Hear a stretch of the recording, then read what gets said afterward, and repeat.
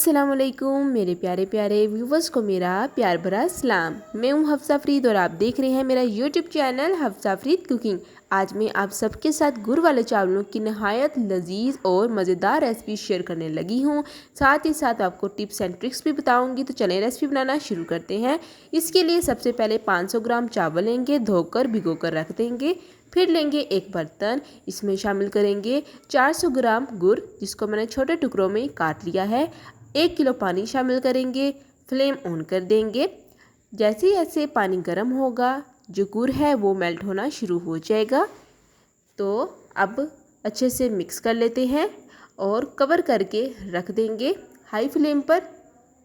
तो तकरीबन 1 मिनट बाद गुड़ अच्छे से मेल्ट हो गया है, पानी भी अच्छे से बॉयल आ गया है। अब शामिल करेंगे आधा कप दूध का।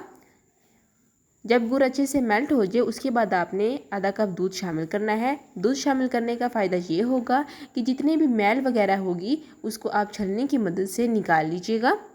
तो इस तरीके से बार बार झाग जमा होगी, मैल जमा होगी और आपने इस तरह छलनी की मदद से निकालते रहना है तकरीबन 1 मिनट के लिए।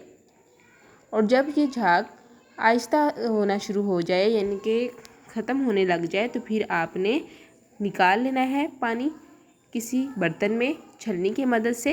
साथ ही इस पॉइंट पर अगर आपने अभी तक मेरे चैनल को सब्सक्राइब नहीं किया तो जल्दी से मेरे चैनल को सब्सक्राइब कर दें, लाइक कर दें और शेयर करना मत भूलिएगा। आपका बेहद शुक्रिया। तो देखें काफ़ी हद तक मैल जो है वो ख़त्म हो गई है पानी में और पानी जो है वो काफ़ी नीट एंड क्लीन नज़र आ रहा होगा। अब आपने एक अलग बर्तन में पहले छलनी रखनी और उसके बाद ये पानी बीच में डाल देना है, गंद छलनी के ऊपर आ जाएगा। अब फिर दोबारा लेंगे एक बर्तन, इसके अंदर शामिल करेंगे आधा कप घी का। फिर शामिल करेंगे 2 अदद लौंग और साथ ही 2 अदद 1 चम्मच सौंफ का और 2 अदद सब्ज़ इलायची तोड़कर शामिल करेंगे। और यहाँ पर आपने 1 मिनट के लिए या चंद सेकंड के लिए सोटे करना है। और उसके बाद जो हमने गुड़ वाला पानी तैयार किया है वो आपने सारा शामिल कर देना है। तो एंड पर ना गंद रह जाएगा, वो आपने बहुत ही आराम से आहिस्ता आहिस्ता पानी शामिल करना है। और अब यहाँ पर पानी को अच्छे से गर्म करना है और साथ ही 1/4 चम्मच नमक शामिल कर रही हूँ टेस्ट के लिए, ये ऑप्शनल है। और अब सारा चावल जो है वो शामिल कर देंगे जो हमने साइड पर भिगो कर रखे थे। तो अब यहाँ पर आपने फ्लेम जो है वो हाई कर देना है, पानी को आपने अच्छे से गर्म होने देना है। दम किस पॉइंट पर देना ये मैं आपको आगे चलकर बताऊंगी। तो देखें अब इस पॉइंट पर हल्का सा हिला लेंगे तो बहुत ही परफेक्ट हमारे जो चावल हैं वो बनने लगे हैं। आपने एंड तक वॉच करना है, कोई पॉइंट स्किप नहीं करनी। साथ ही साथ इस पॉइंट पर अगर आपने अभी तक मेरे चैनल को लाइक नहीं किया तो जल्दी से मेरे चैनल को लाइक कर दें, शेयर करना मत भूलिएगा। अब कवर कर देंगे। तो देखिए 1 मिनट हो गया है और जब इतना पानी रह जाए तो फिर आपने फ्लेम बिल्कुल लो कर देना है और लो फ्लेम पर आपने फिर दम देना है। जैसे आप देख सकते हैं इस पॉइंट पर फ्लेम मैंने लो कर दिया है और यहाँ पर आधा कप दूध फिर मज़ीद ऐड किया है जिससे टेस्ट में इजाफा होगा।